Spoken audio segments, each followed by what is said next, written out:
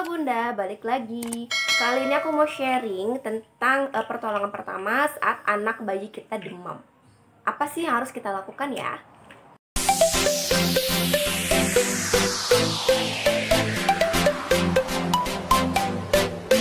Nah, Mom, untuk sharing kali ini benar-benar berdasarkan pengalaman pribadi aku ditambah dengan referensi dari sumber yang terpercaya. Semoga membantu ya. Nah, Mom, untuk demam sendiri itu adalah hal yang biasa terjadi dialami oleh anak bayi, khususnya yang berusia 12-18 bulan itu sering banget mengalami demam. Nah, saat si kecil demam itu sebenarnya dia tuh sedang mengembangkan sistem kekebalan tubuhnya sendiri untuk melawan virus, penyakit, dan juga infeksi, sehingga kekebalannya itu akan jadi lebih baik.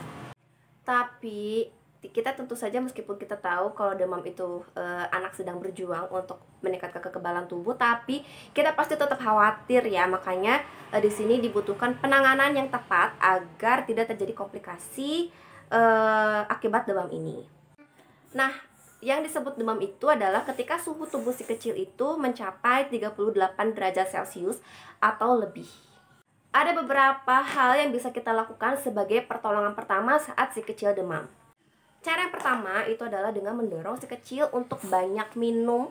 Karena saat demam itu kan dia itu biasanya akan mengalami dehidrasi karena enggan minum, terus juga dia sering berkeringat dan sering pipis.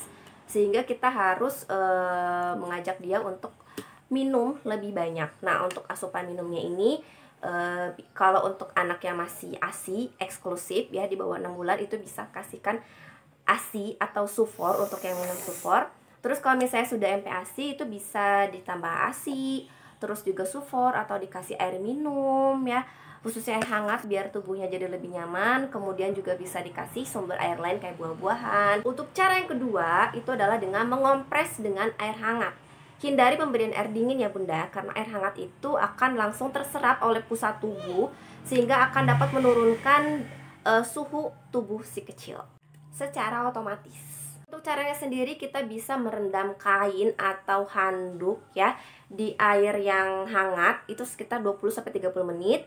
Kemudian kita kompres bisa ditaruh di dahi, di dada, di ketiak, di perut ya saat dia tidur atau berbaring. Nah, kita ganti kompresnya itu ketika sudah mulai kering. Pantau 1-2 jam secara berkala setelah dikompres ini. Nah, aku punya tips karena tidak semua anak itu suka dikompres, jadi sering menolak. Nah, untuk caranya itu aku biasanya kayak lebih dilap dengan air hangat tadi pakai kain atau handuk. Kita lap sering-sering Bunda ya untuk menurunkan suhu tubuhnya. Ini juga lumayan efektif kalau misalnya anaknya itu suka berontak kalau dikompres ya, karena kan risih juga ya kalau ditempel lama-lama di tubuhnya. Untuk cara yang ketiga itu kita bisa mengenakan si kecil dengan pakaian yang nyaman. Nah, pakaian dipilih itu pakaian yang tidak tebal, tidak juga terlalu tipis, pokoknya yang nyaman, yang sejuk digunakan si kecil, yang dapat menyerap keringatnya juga. Itu bisa dipilih yang bahannya itu katun Bunda. Kalau misalnya si kecil tuh menggigil, kita bisa kasih kain tipis untuk jadi selimutnya. Jangan pakai kain yang tebal ya, atau pakai jaket gitu. Karena nantinya si kecil bakal kepanasan dan bisa jadi malah suhunya lebih tinggi. Untuk tips yang keempat itu bisa kita berikan makanan yang cukup. Nah, kalau misalnya masih full ASI atau sufor berarti kita kasih ASI dan sufor yang cukup. Nah, kalau sudah di atas 6 bulan itu bisa kita kasih makanan yang cukup. Nah, untuk makanannya itu bisa kita kasih yang hangat kayak misalnya sup atau bubur gitu ya untuk menjaga staminanya. Terus kita juga bisa kasih buah-buahan yang segar yang kaya akan vitamin C untuk meningkatkan imun dia. Bisa dikasih kayak jeruk, terus bisa dikasih apel, pokoknya apapun yang kaya akan vitamin C dan dia juga harus suka. Karena kalau dia nggak suka dia cenderung akan menolak juga ya Bunda. Selain yang dipilih yang kaya vitamin C, dipilih juga yang kaya akan air kayak misalnya semangka, biar tubuhnya itu jadi lebih segar dan nyaman.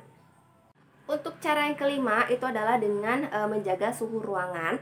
Jadi kita harus benar-benar menjaga kamar itu tetap sejuk dan nyaman dengan sirkulasi udara yang baik. Untuk cara yang keenam itu kita berikan obat penurun demam kayak misalnya paracetamol, tapi harus sesuai dengan petunjuk penggunaannya ya. Cara yang ketujuh itu kita membiarkan anak itu tidur dengan tenang dan juga nyaman yang cukup untuk pemulihan energinya, staminanya. Ini juga bisa menghilangkan stres karena dia sakit. Nah, Bunda perlu mewaspadai kalau misalnya demamnya ini tidak kunjung turun, tidak kunjung membaik, terus disertai juga dengan sakit kepala, kemudian juga sakit perut, sulit bernafas, ada pembengkakan, dia diare, muntah, kejang-kejang, dan juga sangat lemas sampai pingsan, itu kita harus segera membawa ke dokter. Nah, kalau di pengalaman aku yang di anak aku sendiri, dia termasuk yang sering demam, apalagi kalau misalnya cuaca sedang tidak baik, kemudian sedang tumbuh gigi. Ini terutama yang tumbuh gigi, ini benar-benar setiap kali muncul si gigi di gusi atau gusinya bengkak, itu biasanya dia demam. Demamnya ini nggak main-main, biasanya lumayan tinggi sampai 40 derajat. Ini berapa kali mengalami 40 derajat. Untuk demam yang pertama kali itu aku sangat-sangat panik. Aku mana itu dini hari, dan untuk cari Grab car juga susah banget. Jadi akhirnya aku hubungi neneknya yang kebetulan itu adalah seorang perawat untuk penanganan darurat untuk si kecil gitu. Aku terapkan cara itu sampai pagi, dan paginya itu baru aku bawa ke klinik keluarga kita. Nah, itu yang pertama. Nah, seterusnya itu aku sudah bisa mengendalikan diri kalau misalnya anak demam. Itu bisa pakai cara-cara yang sudah aku pernah terapkan dan saran dokter sebelumnya. Nah, untuk demam-demam seterusnya itu sudah lebih kondusif ya. Tapi kalau misalnya dia demamnya itu lebih dari 3 hari, itu aku tetap bawa dia ke dokter. Karena khawatirnya ada penyakit lain ya, komplikasi penyakit lain yang menyertai demam ini gitu. Itu yang aku khawatirkan. Yang paling parah itu pernah dia sampai dibawa ke IGD. Setelah dibawa ke klinik, itu ternyata harus bawa ke IGD, harus diambil cek sampel darah karena khawatir dia ini mengalami tipes atau demam berdarah. Nah, alhamdulillahnya setelah hasil labnya keluar, itu dia tidak mengalami kedua penyakit tersebut. Jadi dia hanya demam karena ternyata tumbuh gigi.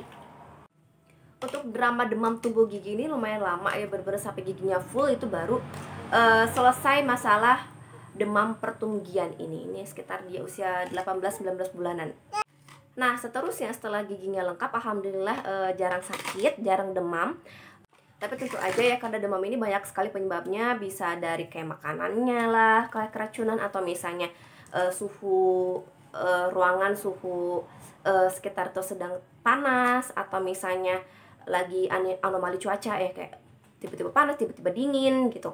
Terus juga bisa tertular, kayak misalnya ayahnya sakit, terus dia tuh nggak lama sakit juga karena biasanya nempel-nempel orang tuanya kan, kayak gitu. Itu ada aja sih drama seperti itu. Atau kecapean, itu pernah banget abis mudik, namanya mudik antar pulau ya, aku dari Sumatera mudik ke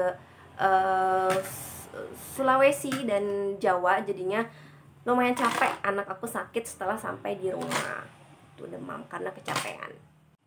Untuk paracetamol ini aku selalu sedia ya, karena memang paracetamol itu adalah obat pertolongan pertama untuk anak demam, dan juga kalau misalnya kesakitan itu bisa pakai paracetamol ini. Jadi makanya aku nggak pernah lupa, kalau misalnya nggak kepake nggak apa-apa sampai kadaluarsa, tapi aku harus terus menyetok yang barunya gitu. Karena nauzubillah, yang namanya sakit itu kan kita nggak tahu kapan dan di mana. Aku juga selalu sedia kompres demam yang plester demam itu, tapi kata dokter itu katanya itu tidak terlalu efektif, makanya aku lebih sering pakai kompres air hangat saja untuk meredakan demamnya. Oke Bunda, sekian saja untuk sharing kali ini, semoga membantu ya. See you.